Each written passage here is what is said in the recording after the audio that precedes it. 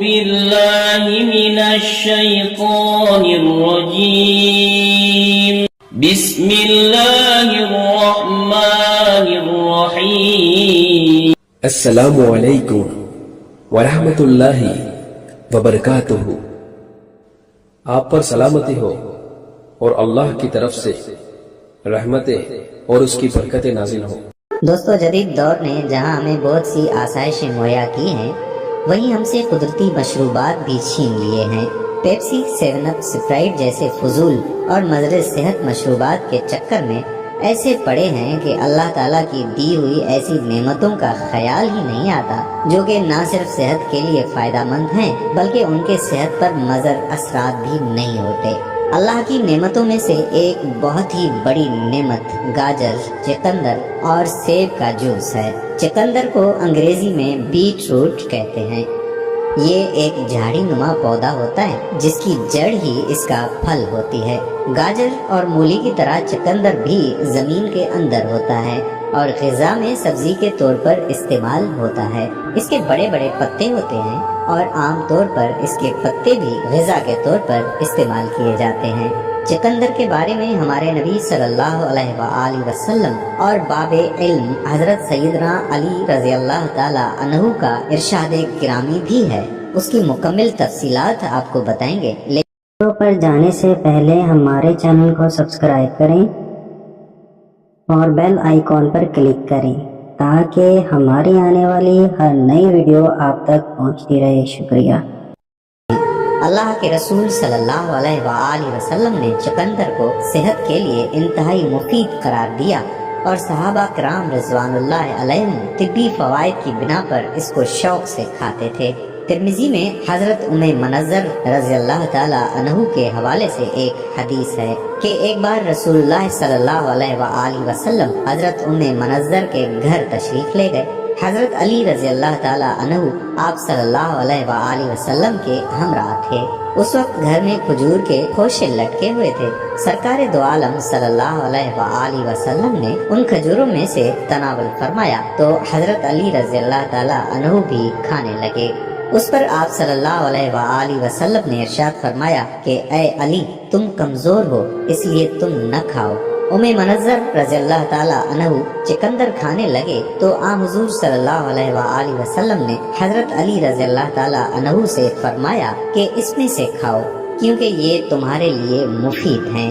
محدثین بتاتے ہیں کہ ان دنوں حضرت علی رضی اللہ تعالی عنہ کی آنکھیں دکھ رہی تھیں اور دکھتی آنکھوں پر کھجور کھانا مضر ہے، اس لیے آپ صلی اللہ علیہ وآلہ وسلم نے حضرت علی رضی اللہ تعالی عنہ کو منع فرمایا۔ اور جب آپ صلی اللہ علیہ وآلہ وسلم کے سامنے چقندر پیش کیے گئے تو آپ صلی اللہ علیہ وآلہ وسلم نے حضرت علی رضی اللہ تعالی عنہ سے فرمایا کہ یہ کھاؤ کیونکہ یہ تمہارے لیے مفید ہیں اور تمہاری ناطاقتی کو یہ دور کرے گا۔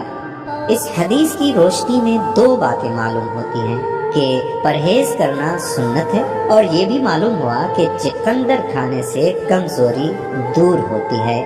بخاری شریف میں بھی چقندر کا ذکر ملتا ہے۔ قتیبہ بن سعید، یعقوب، ابو حجاز، سہل بن سعد رضی اللہ تعالی عنہ سے روایت کرتے ہیں کہ ہم لوگوں کو جمعے کے دن آنے کی بہت خوشی ہوتی تھی، اس لیے کہ ایک بڑھیا تھی جو چقندر کی جڑیں جنہیں ہم اپنی کیاریوں میں لگاتے تھے اس کو اکھیڑ کر اپنی دیگ میں ڈالتی تھی اور اس میں جو کے کچھ دانے بھی ڈال دیتی تھی۔ میں یہی جانتا ہوں کہ اس میں چکنائی یا چربی نہیں ہوتی تھی۔ جب ہم جمعے کی نماز پڑھ لیتے تو اس بڑھیا کے پاس آتے، وہ ہم لوگوں کے پاس وہی چقندر لا کر رکھ دیتی تھی۔ جمعے کے دن کی خوشی ہمیں اسی سبب سے ہوتی تھی اور ہم لوگ جمعے کی نماز کے بعد ہی کھانا کھاتے اور قیلولہ کرتے تھے۔ اتباع کہتے ہیں کہ چقندر کھانا ہضم کرتی اور ریشہ کے لیے مفید اور بلغم خارج کرتی ہے۔ چقندر کا مزاج پہلے درجے میں گرم خشک ہے، یہ مواد تحلیل کرتی اور سدے کھولتی ہے۔ چقندر کی 4 معروف اقسام ہیں، ان میں سے سفید چقندر کا پانی جگر کی بیماریوں میں اچھے اثرات رکھتا ہے۔ چقندر کے قطلوں کو پانی میں ابال کر اس پانی کی 1 پیالی صبح ناشتے سے 1 گھنٹہ پہلے پی لی جائے تو پرانی قبض بھی ختم ہو جاتی ہے اور بواسیر کی شدت بھی بتدریج کم ہو جاتی ہے۔ یوں تو چقندر کی لاتعداد خصوصیات ہیں، البتہ ان میں سے چند اہم آپ کو بتاتے ہیں۔ چقندر کم کیلوریز والی غذا۔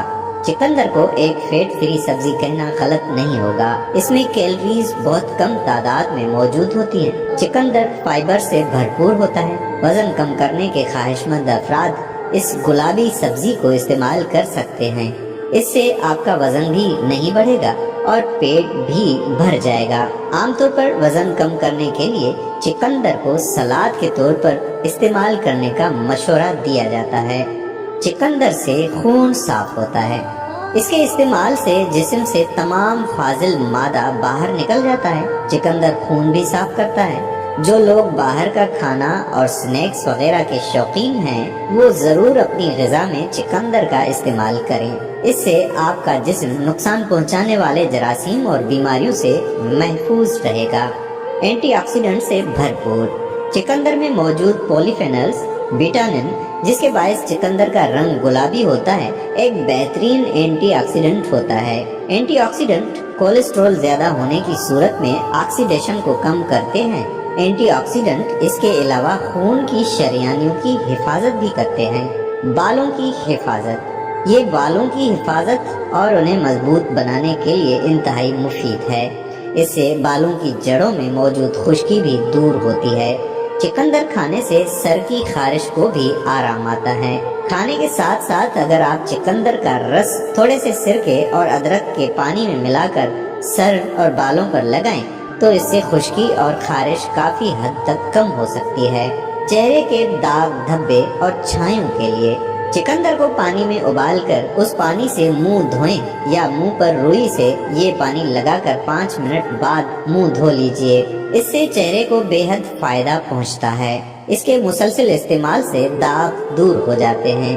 چقندر میں فولیٹ ہونے کی وجہ سے یہ جھریاں پڑنے اور دوسرے جلدی امراض سے محفوظ رکھتا ہے۔ بینائی بہتر ہوتی ہے۔